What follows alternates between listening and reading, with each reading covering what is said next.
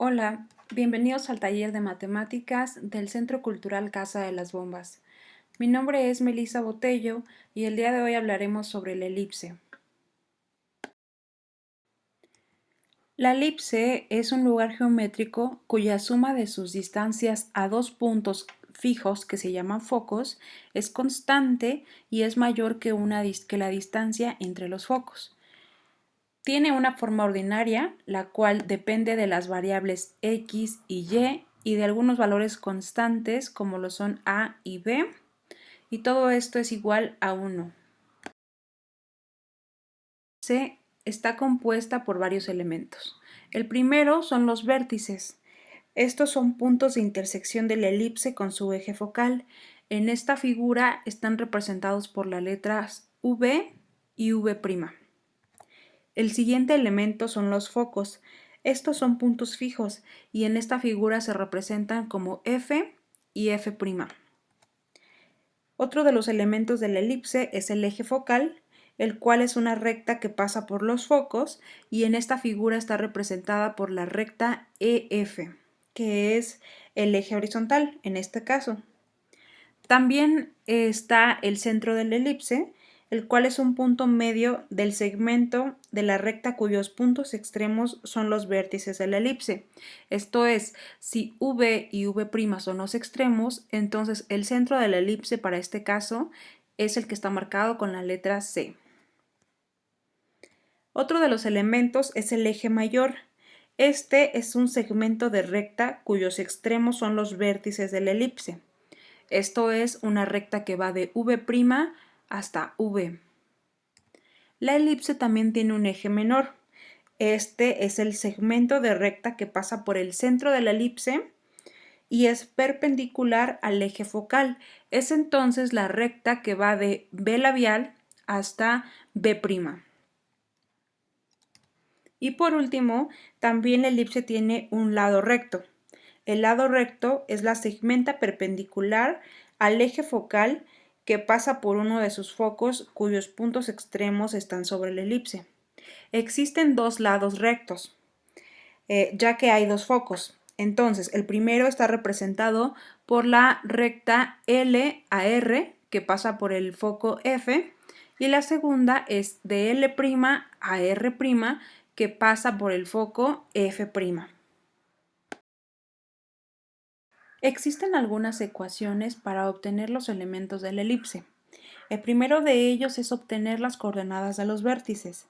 Para ubicar estas coordenadas se hace y igual a 0 y se sustituye en la forma ordinaria, lo cual queda como x igual a más y menos a.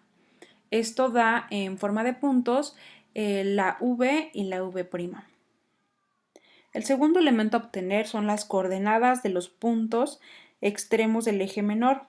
Para esto se hace x igual a 0 y se sustituye en la forma ordinaria, es decir, es el proceso inverso al primer paso, lo cual da como resultado los puntos B y B'.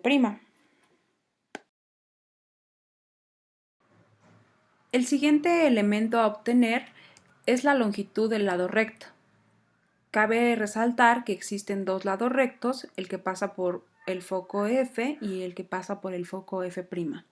La magnitud de este lado recto está dada por esta ecuación, la cual depende de B y de A. Otro elemento es la excentricidad de una elipse. Esta determina la forma de la curva, es decir, qué tan abierta o cerrada está la elipse.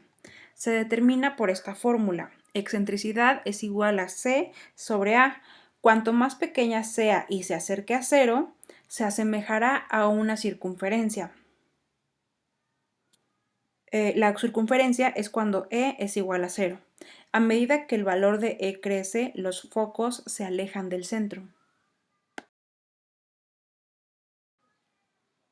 Existe una relación entre las cantidades A, B y C. En una elipse, A representa la longitud del semieje mayor. Esto es A. B representa la longitud del semieje menor. Este es el eje menor. y C, la distancia del centro a uno de los focos, ya sea F o F'. Estos elementos están dados por la expresión C cuadrada es igual a cuadrada menos B cuadrada. Por último, tenemos una comparación de dos elipses. En la del lado izquierdo, el eje mayor es horizontal y en la del lado derecho, el eje mayor es vertical. Cada uno de los elementos de estas elipses están representados en forma de puntos y se puede observar que dependen de A, B y C. También se representa cómo cambia la forma ordinaria de estas elipses si el eje mayor es horizontal o es vertical. En este caso, vemos que cuando el eje mayor es horizontal, como denominador tenemos a cuadrada y como numerador x cuadrada. Y cuando el eje mayor es vertical, en lugar del denominador tener a cuadrada, ahora tenemos b. Por lo tanto, se invierten los valores constantes, pero ambas siguen siendo igual a 1. Esto ha sido todo por hoy.